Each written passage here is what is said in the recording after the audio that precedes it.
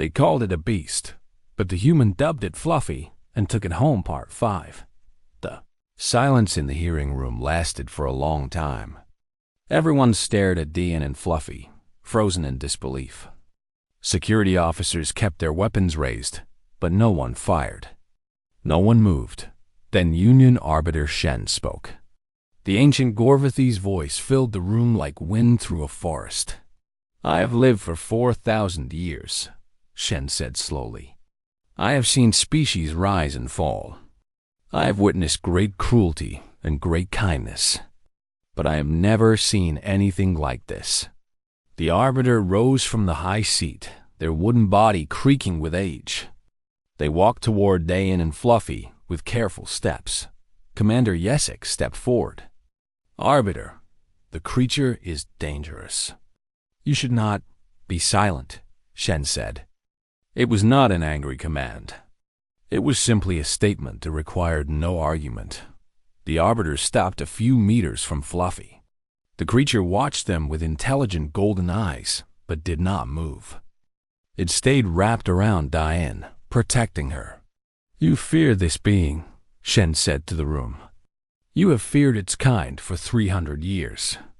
But look at it now. It has every reason to attack. It has been hurt, hunted, and imprisoned. Yet it chooses to protect instead of destroy. It chooses trust instead of violence." Shen turned to face the representatives. "I am making a ruling. Based on the evidence presented today, based on what we have all witnessed, I am ordering a complete review of the Dravaki-Mahler classification. Until that review is complete, this creature is protected under galactic preservation laws." Commander Yesek's encounter suit hummed with tension. "Arbiter, this is not within your authority. The classification has been in place for centuries. A classification based on lies told by your ancestors," Shen replied. "The Pelori created this fear to justify their hunting. The evidence is clear. Your delegation will face formal investigation." The Pelori commander said nothing. There was nothing to say. Shen looked at Dayan. "Human, your actions today have been remarkable. You risked your life for a creature everyone told you was a monster. Why?" Dayan thought about the question. She looked at Fluffy, at the warm golden eyes watching her with trust and affection. "Because someone had to," she said simply. "Because every creature deserves a chance to be understood before it is killed. Because kindness costs nothing, but cruelty costs everything." The Arbiter nodded slowly. "Then I am granting you legal guardianship of this creature. You have proven that you can keep it calm. You have proven that it responds to you. The galaxy has no facilities that can hold a Mauler safely, but you have shown that kindness works better than cages." Dan felt tears forming in her eyes. "You mean I can keep it? Fluffy can stay with me?" "Under strict conditions. The creature must remain in your care. A xenobiologist must document its behavior. If at any time it shows genuine danger to others, the matter will be reviewed." "I understand. Thank you, Arbiter." The hearing ended an hour later. Commander Yesek withdrew without another word. The lawful response left orbit shortly after, called back to Union headquarters, where difficult questions about the Pelori would soon be asked. And walked through the station corridors with Fluffy beside her. People stopped and stared. Some ran away in fear, but others watched with curiosity, with wonder. Han Yunwu's broadcast had spread across the galactic network. Millions had seen the monster choose love over violence. Millions had started to question what they thought they knew. When Dan reached the horizon's edge, the entire crew was waiting at the airlock. Captain Bei Taesung stepped forward. He looked at Fluffy, then at Diane, then back at Fluffy. "You actually did it," he said. "You convinced them to let you keep that thing." "Fluffy is not a thing," Diane replied. "Fluffy is part of the crew now." The captain shook his head, but he was smiling. "I cannot believe I'm saying this, but welcome aboard, Fluffy. The creature made a low purring sound. It seemed to understand. Quan Jiho pushed through the crowd. He stopped a few meters from Fluffy and studied the creature carefully. "I am going to need to modify Cargo Bay 3, he said. "Make it into proper living quarters. This is going to be the strangest engineering project of my career." "Thank you, Jiho." "Do not thank me yet. That thing better not eat any of my tools." Dr. On Subin was already making notes on her datapad. "The scientific value of this is incredible. A living Dravaki molar in close contact with humanoids. I could spend years studying this. Just remember to ask nicely before you run any tests," Diane said. "Fluffy does not like being poked." The crew slowly returned to their duties. Some gave Fluffy nervous looks as they passed.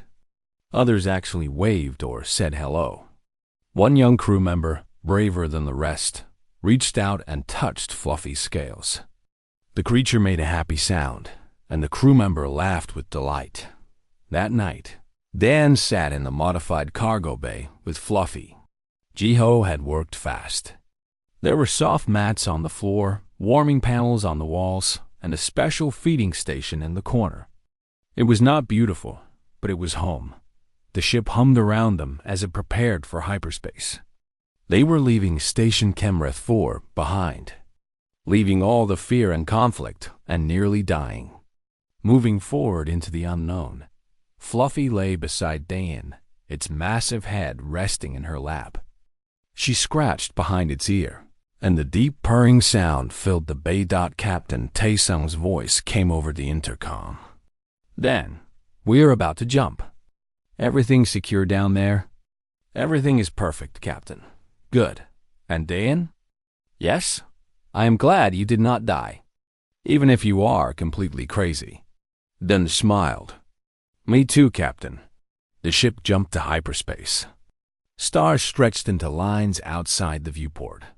Fluffy made a curious sound and lifted its head to watch. "It is beautiful, is it not?" Dan said. "All those stars. All those places to explore. We are going to see them together, Fluffy. You and me." The creature lowered its head back to her lap and closed its eyes. The purring continued, deep and constant, like a heartbeat. Nin leaned back against the warm scales and looked out at the streaming stars. She thought about everything that had happened, about the fear and the hatred and the lies that had made the galaxy believe molars were monsters, about how easily people believed what they were told instead of seeing the truth for themselves. But she also thought about how quickly things had changed once people saw the truth. Once they watched a terrifying predator choose protection over violence. Once they saw what kindness could do when fear could not. Maybe that was the lesson. Maybe that was what humans could teach the galaxy. Not that they were stronger or smarter or braver than other species, but that they were willing to try, willing to reach out, willing to see potential friends in places where others only saw enemies. The galaxy had called Fluffy a beast, a monster, a killing machine that deserved only death. But Diane had looked at that same creature and seen something else. Something lonely, something hurt, something that just needed someone to care. And now that beast was sleeping peacefully in her lap, purring like the galaxy's largest, most dangerous cat. "Good night, Fluffy," she whispered. "Sweet dreams." The creature made a soft sound in its sleep. One massive paw reached out and rested gently on her leg, as if making sure she would still be there when it woke up. And smiled and closed her own eyes. Every ship needed a mascot, and this one was going to be the most unusual mascot in galactic history. But that was fine with her. Normal was boring anyway. They called it a beast, but the human dubbed it Fluffy and took it home. Part 4. The hearing took place in the station's main conference hall. It was a large room with seats arranged in circles, designed to give every species equal position. Today it was filled with representatives from a dozen different worlds. all watching the center of the room where Dayan stood alone. She was not a lawyer. She was not a diplomat. She was a cargo specialist to move boxes from one place to another. And now she had to argue for a creature's life in front of the most powerful people in this sector of space. Fluffy was not in the room. They had sedated the creature and placed it in a containment field in a smaller chamber nearby. Dayan had not wanted to leave it, but she had no choice. The hearing would decide everything. Commander Yesek sat on one side of the room, still wearing the encounter suit that let a Palori survive outside water. The cold eyes behind the helmet had not changed. Dayan could feel hatred coming from them. Union Arbiter Shen sat at the highest position. Shen was a Gorvathi, one of the ancient tree-like species that lived for thousands of years. Their body was made of twisted wood and living bark, and their voice sounded like wind through leaves. This hearing will determine the fate of the creature known as a Dravaki Mauler, Arbiter Shen said. The human Dayan claims it should live.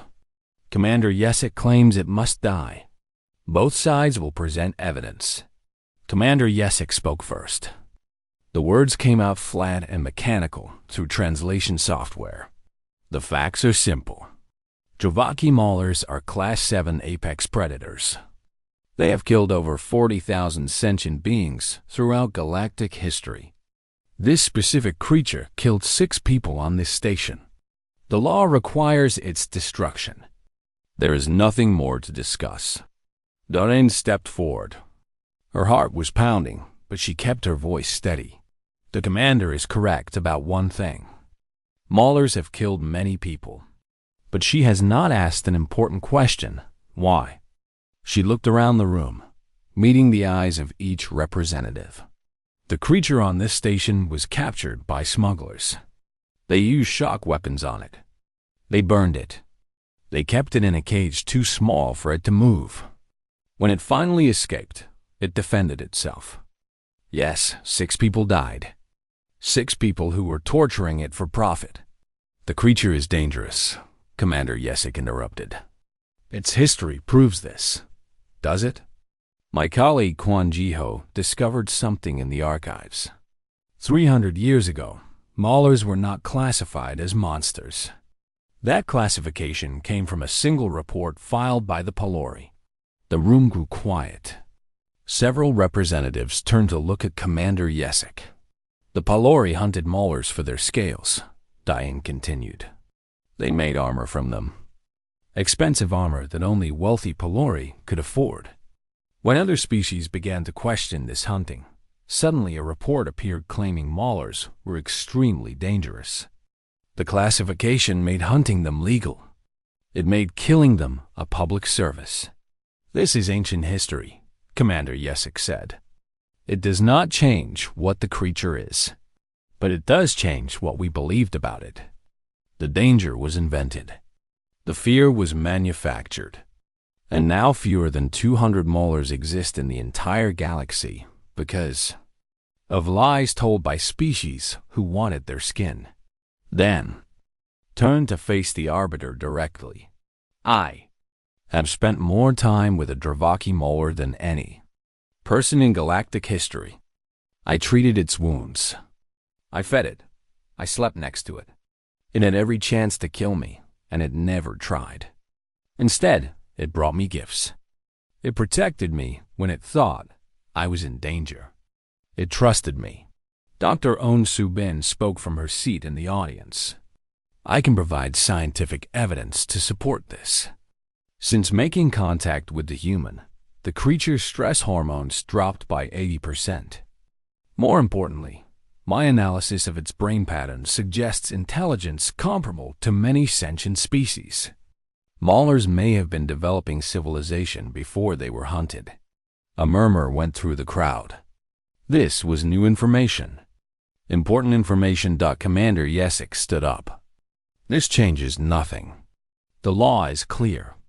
Class 7 predators must be destroyed. We cannot make exceptions based on one human's feelings. Then change the law, Dayan said. Admit that it was based on lies. Admit that an intelligent species has been driven to near extinction because of greed. Make it right. The argument continued for another hour. Dan answered every question. She described her time with Fluffy in detail. She explained how the creature communicated, how it showed affection, how it responded to kindness with trust instead of violence. But she could see that Commander Yesek was not convinced. And she could see that some of the representatives were still afraid. Fear was powerful. It had controlled the galaxy's view of Maulers for 3 centuries. Then something happened that changed everything. A security officer ran into the room. His face was pale with terror. "The creature," he gasped. "It broke free." The sedatives stopped working. It adapted. Panic erupted. Representatives screamed and ran for the exits. Security officers drew their weapons. Commander Yesek shouted orders to kill the creature on sight. Diane did not move. She stood in the center of the room and waited. The doors at the back of the hall burst open. Fluffy walked through them. The creature was huge in this space.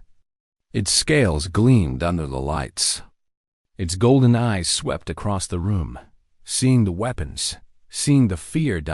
It could have attacked. It could have killed everyone in the room before they could stop it. That was what monsters did. But Fluffy was not a monster. It ignored the weapons.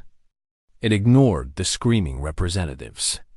It walked directly toward Diane, its massive body moving with careful grace. When it reached her, it did not stop. It curled its body around her, forming a protective wall of scales and muscle. Its head came down and rested against her shoulder. The room fell silent. "Lower your weapons," Diane said quietly. "Please." No one moved. It is not attacking anyone. Look at it. It broke free from a containment field, walked through a room full of targets, and the only thing it did was come to me. Because it trusts me. Because I showed it kindness when no one else would. Commander Yesek's weapon was still raised. Move away from the creature. We will give you one chance to step aside. Dan looked at the commander. Then she did something that made everyone in the room hold their breath. She turned her back on the weapon. She wrapped her arms around Fluffy's neck and pressed her face against its warm scales. "I will not move," she said. "If you want to kill it, you will have to kill me too." Fluffy made a low sound. It shifted its body, placing itself more firmly between Dan and the armed officers. Its golden eyes stared at Commander Yesek with clear intelligence. The creature knew what was happening. It understood the danger. And it was choosing to protect the one person who had shown it mercy. In that moment, everyone in the room saw the truth. This was not a mindless beast. This was a thinking, feeling being that had chosen love over violence. Han Yunwu, a journalist who had been recording everything, lowered his camera and smiled. "I think," he said softly, "the whole galaxy needs to see this." He had been broadcasting live since the beginning of the hearing. Millions of beings across dozens of worlds had just watched a terrifying predator choose to protect the human instead of attack, and nothing would ever be the same. They called it a beast, but the human dubbed it Fluffy and took it home. Part 3. The warship arrived exactly on schedule. It dropped out of hyperspace like a metal mountain, blocking out the stars. Its name was the Lawful Response, and it was 300 meters of armor, weapons, and cold Galactic Justice. Dan watched it through the viewport in Cargo Bay 7. Fluffy stood beside her, its massive body tense. The creature could sense that something was wrong. It pressed closer to her, and she put her hand on its neck to calm it. "It is okay," she whispered. "I will not let them hurt you." Her communicator buzzed. A new voice came through, sharp and precise like breaking glass. "Human vessel Horizon's Edge, this is Commander Yesek of the Lawful Response. You are harboring a Class 7 predator in violation of Galactic Union law. You will surrender the creature immediately or face consequences. Captain Taesung answered from the ship. Dain could hear the tension in his voice. Commander, we have claimed sovereign territory over Cargo Bay 7. The creature is under our protection. Your claim is noted and rejected. Galactic security supersedes trade law. You have 12 hours to comply, and if we do not, then we will take necessary action. The creature will be destroyed. If your crew member is still inside when that happens, she will be considered acceptable collateral damage. The call ended. Dan felt sick. Acceptable collateral damage. That was what her life was worth to them. Her communicator buzzed again. This time it was Kwon Jae-ho, the ship's engineer and her closest friend on the crew. Diane, are you hearing this? They are going to kill you. I know. Then come out, please. This is insane. I cannot leave Fluffy, Jae-ho. It is an animal. A dangerous animal that has killed thousands of people. Has it? Or has it defended itself against people who hurt it first? Jae-ho was quiet. Dan knew he wanted to argue, but he also knew her. She did not give up easily. Look, he finally said, I have been doing some research, digging through old archives. The stuff about Drovaki molars does not add up. What do you mean? 300 years ago, someone proposed classifying them as Class 7 predators. Before that, they were just another alien species. Not friendly, but not monsters either. The classification came from a single report, and that report was filed by the Pelori. Diane looked at her communicator. The Pelori? The aquatic species? Yes, and guess what Mahler scales are worth on the black market? I do not know. More than starships. The Pelori used Mahler scales for traditional armor. They hunted them almost to extinction. There are fewer than 200 left in the entire galaxy. Dessine felt anger rising in her chest. So they lied. They made everyone afraid of these creatures so they could keep hunting them. That is what it looks like. I am sending everything to Captain Taesung. Maybe we can use it. Jae-ho, you are wonderful. I know. Now please do not die. The next few hours were the longest of Diane's life. She stayed in the cargo bay with Fluffy, waiting. The creature seemed to understand that danger was coming. It paced back and forth, sometimes stopping to look at her with those intelligent golden eyes. She received updates from the ship. Captain Taesung had broadcast Jae-ho's research across open channels. Several species in the Galactic Union were demanding an investigation into the Pelori. The truth about the Maulers was spreading, but Commander Yesik did not care. The warship remained in position. The countdown continued with 2 hours left. Dayin made a decision. She walked to the main viewport of the cargo bay. It was huge, designed to show the beauty of space to visitors. Right now, it showed the warship floating against the darkness. Its weapons pointed at the station. Dayin stood in front of the viewport where she could be seen clearly. Fluffy followed her and stood by her side. She opened a direct channel to the lawful response. Commander Yesik, this is Yu Dayin. I am the human in Cargo Bay 7. There was a pause. Then the cold voice answered. Human, you have 1 hour and 52 minutes to vacate. I suggest you use them wisely. I am not leaving, and I want you to see something. She held up her communicator so its camera faced her and Fluffy. The creature was pressed against her side, its huge head level with her shoulder. This is the monster you want to kill, Dayin said. Look at it. She reached up and scratched behind Fluffy's ear. The creature closed its eyes and began to purr. The sound was deep and rumbling, like distant thunder. It trusts me, Dayin continued. I have been with it for almost a full day. It has not tried to hurt me. Not once. It brought me gifts. It let me treat its wounds. It sleeps with its head in my lap. The creature is dangerous. Its classification is a lie. The Pelori invented it 300 years ago so they could keep hunting these creatures for their scales. You know this. Everyone knows this now. Commander Yesek did not respond. You are going to kill one of the last 200 members of a species, Diane said. You are going to kill me, a citizen of the Galactic Union, because I refuse to abandon an innocent creature. Is that really the justice you represent? More silence thought, then Diane did something that surprised even herself. She walked toward the viewport until she was standing right against the glass. The warship filled her entire view. She could see its weapons glowing with power. You want to kill my friend? She said. You will have to shoot through me first.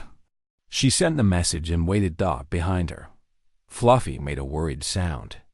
It walked forward and wrapped its body around her, forming a protective barrier between her and the viewport. Its golden eyes stared at the warship with clear understanding.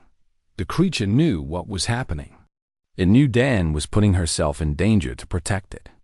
And it was trying to protect her in return. Diane felt tears forming in her eyes. She wrapped her arms around Fluffy's neck and held on tight.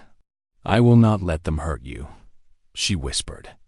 Whatever happens, I will not let them hurt you. The minutes passed. The warship did not fire. Then a new voice came over the communication channel. It was different from Commander Yesek, older, calmer. This is Union Arbiter Shen. I am ordering an immediate halt to military action, pending a full judicial hearing. The creature and the human will remain in place until the matter is resolved legally. Dumorin sagged against Fluffy with relief. They were safe. For now, but she knew the fight was not over. The hearing would be difficult. Commander Yesek would try to have Fluffy killed through legal means instead of weapons. She looked up at the creature that had curled around her like a giant, scaly guardian. We have some time, she told it. Now we just have to convince everyone that you deserve to live. Fluffy lowered its head and touched its nose to her forehead. In that moment, Dan was certain the creature understood every word she said, and she was certain she would find a way to save it. They called it a beast, but the human dubbed it Fluffy and took it home Part 2-6. Hours had passed since the lockdown began. Dan had not slept. She had been too busy. The wound on Fluffy's side was worse than she had thought. The smugglers had used shock weapons on the creature, burning deep into its flesh. Infection had started to spread. Without treatment, the mauler would die within days. Diane had found a medical kit in an emergency locker near the wall. It was designed for humanoid species, not giant alien predators, but she made it work. She cleaned the wound with antiseptic that made Fluffy whimper. She applied healing gel that was meant for human skin. She wrapped bandages around the creature's middle section, which required climbing onto its back because it was too big to reach otherwise. Through all of this, Fluffy stayed calm. It watched her with those golden eyes and let her work. Sometimes it made soft sounds of pain. Sometimes it purred when she touched a spot that felt good. But it never tried to hurt her. Not once. You are a very good patient, Diane told it while tying the last bandage. Much better than most humans I know. Her communicator had been buzzing constantly for hours. The captain, the station authorities, other crew members. Everyone wanted to know what was happening. Everyone was afraid for her. She finally answered when she saw Dr. On Subin's name on the screen. Subin was the ship's xenobiologist, and Diane trusted her more than anyone. And thank the stars, Subin said. Her voice was shaking. Everyone thinks you are dead. The captain is going crazy. What is happening in there? I am fine. Better than fine. Subin, I need you to look at something. Diane pointed her communicator's camera at Fluffy. The creature was lying on its side, half asleep. While she sat next to it with her hand resting on its neck, there was a long silence from Subin's end. The xenobiologist said slowly, Is that a Dravaki mauler? Yes, I named it Fluffy. You named it. Dan, that creature has killed 40,000 people. Yes, the captain told me. But Subin, look at it. Really look. Does this seem like a mindless killer to you? Subin was quiet for a moment. Dain could hear her breathing through the communicator. It's stress hormones, Subin finally said. I am reading its biosigns from here. When the creature first entered that bay, its stress levels were at maximum. Now they have dropped by 80%. That is not possible. Nothing calms a mauler down. It has never been documented. Maybe no one ever tried being nice to one before. Diane, this could change everything we know about this species. The communicator buzzed with another incoming call. Diane checked the name. Security Chief Ren. She had been ignoring him for hours. Subin, I have to go. Tell the captain I am safe. Tell him not to worry. Dan, wait. But Dan had already switched to the new call. A harsh reptilian face appeared on her screen. Security Chief Ren was a Kothari, a species known for their military discipline and short tempers. Right now, he looked like he wanted to bite through the screen. Human, he growled. You will open this door immediately. My teams are in position. We will end this threat. I will not open the door, Diane said calmly. You do not understand. That creature is a Class 7 predator. It has killed 6 people on this station today alone. It must be destroyed. Those people were smugglers who tortured it. It was defending itself. Vren made a sound like rocks grinding together. It does not matter. The law is clear. Dravaki maulers are kill on sight. No exceptions. Don looked at Fluffy.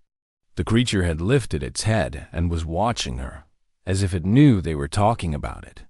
I will not open the door, she said again. Find another way to get in. But if you do, you will have to kill me first. She ended the call. For the next 2 hours, Diane stayed with Fluffy. She talked to it about her life, about growing up on New Bizon, about the first time she saw space, about her dreams of visiting every corner of the galaxy. Fluffy listened or seemed to listen. Sometimes it made small noises in response. Sometimes it reached out with one massive paw and touched her gently, like it wanted to make sure she was still there. Then the captain called again. Diane, we have a problem. What kind of problem? Security Chief Ren contacted the Galactic Union Enforcement Division. A warship is coming. It will arrive in 10 hours. Veen felt cold. A warship? For one creature? They have authorization to destroy the mauler by any means necessary. Dang, they might blow a hole in the station to kill it. You need to get out of there. I will not leave Fluffy. Fluffy? Dang, listen to yourself. It is a monster. No, Captain. It is not. Monsters do not purr when you scratch their ears. Monsters do not bring you dead maintenance drones as gifts. It did what? Diane looked at the broken drone that Fluffy had proudly dropped at her feet an hour ago. The creature had found it somewhere in the cargo bay and brought it to her like a cat bringing a mouse to its owner. It likes me, Captain. It trusts me. And I will not let them kill it just because everyone is too scared to see what it really is. There was a long pause. When Captain Taesung spoke again, his voice was different. Softer. Diane, I cannot protect you if you stay in there. Then do not protect me. Protect Fluffy. How? The station has control of the doors. The Union has a warship coming. What can one cargo ship do? Diane thought about it. She thought about the laws she had studied when she joined the crew, about the rules that govern ships and stations and territory. Captain, she said slowly, our ship is docked at this station, yes? Yes, and this cargo bay is connected to our docking port. Yes, but then under galactic trade law, This bay is technically our sovereign territory while we are docked. We have the right to control who enters." The captain was silent for a moment. Then he laughed. It was not a happy laugh, but it was something. "You want me to claim sovereign rights over a cargo bay to protect an alien monster? Yes, the Union will be furious, probably.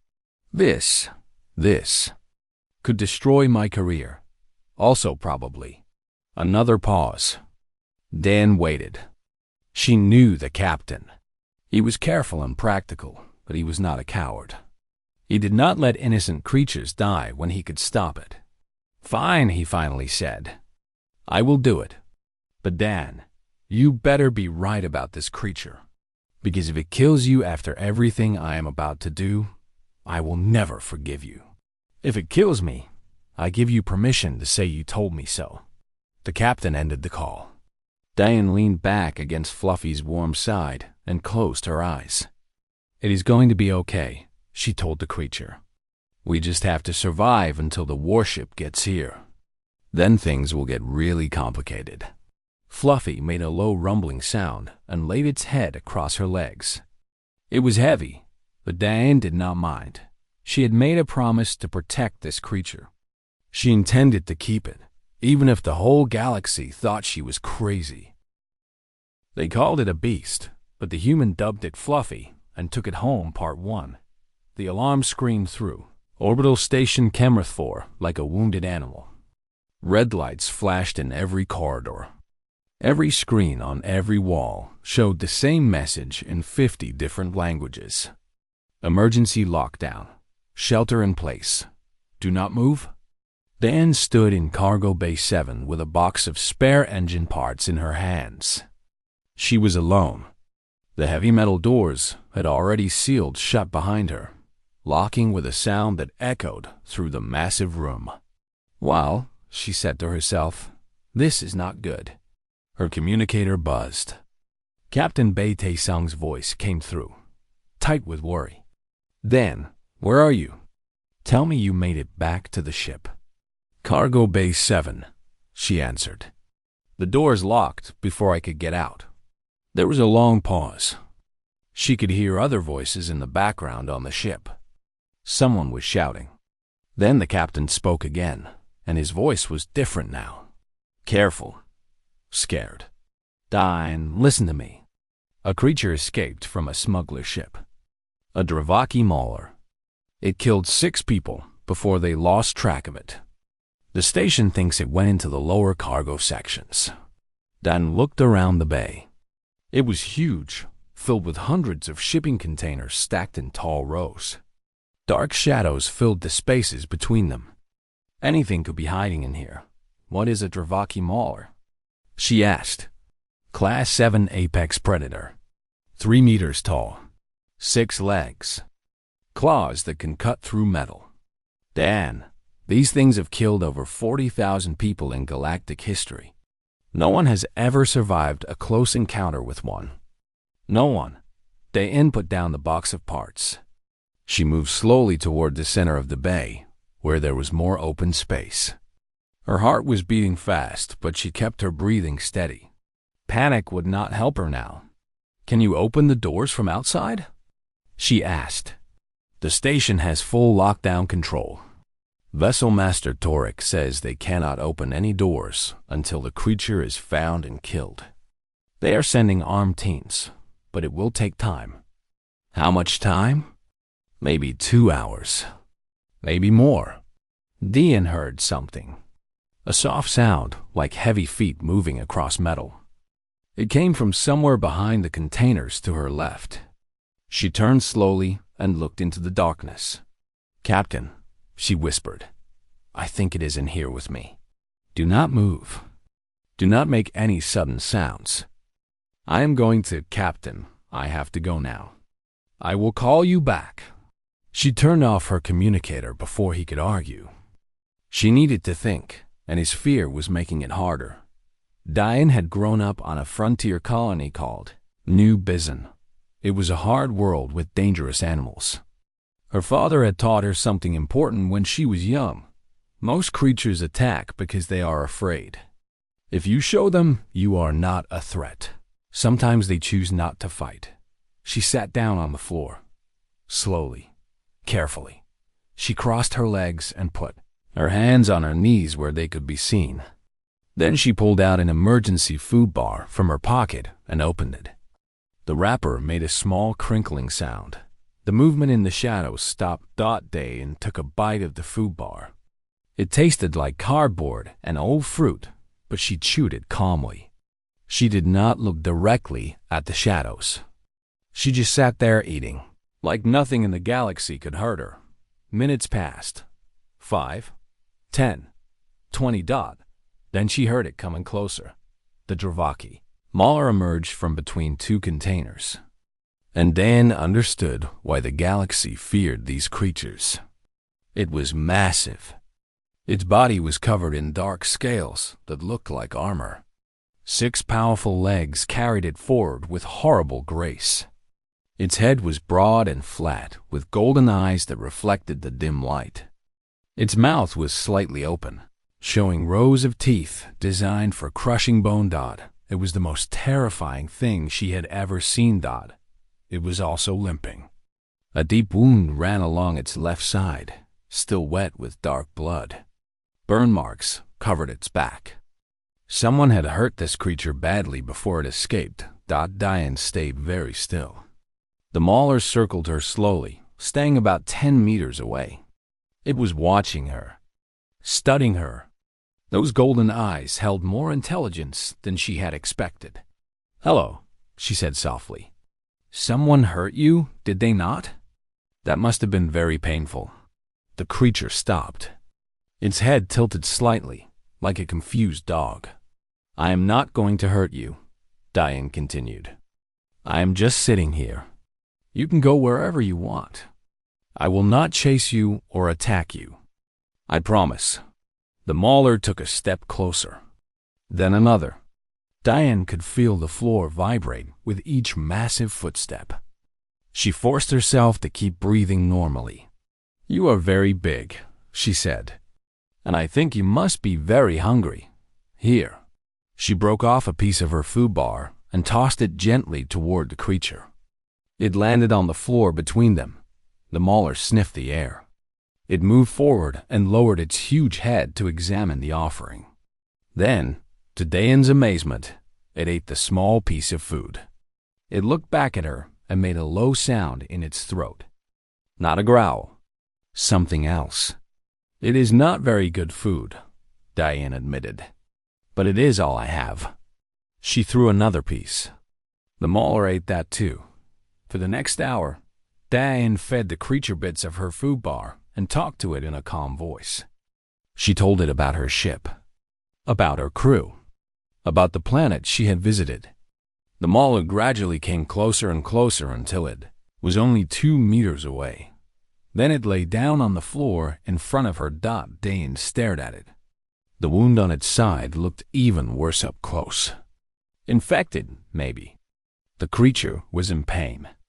It had escaped from people who tortured it, killed some of them in self-defense, and now it was tired and hurt and alone. "I am going to help you," she said, "but I need to touch you. Is that okay?" She reached out slowly. The Mauler watched her hand come closer. It did not move away. Her fingers touched the scales on its head. They were warm and surprisingly soft when she moved her hand in the right direction. She found a spot behind what might have been its ear and scratched gently. The Dravaki Mauler, the most feared predator in galactic history, closed its golden eyes and began to purr. Dayan smiled. "I think I am going to call you Fluffy," she said. Her communicator buzzed. It was the captain again. She answered with one hand while the other kept scratching behind Fluffy's ear. "Dayan, are you alive? Report." "I am fine, Captain." "Better than fine, actually." "What do you mean?" "Did you find a hiding spot?" Dayan looked down at the massive creature that was now pushing its head against her hand, asking for more scratches. "Not exactly," she said. "But I think I made a new friend."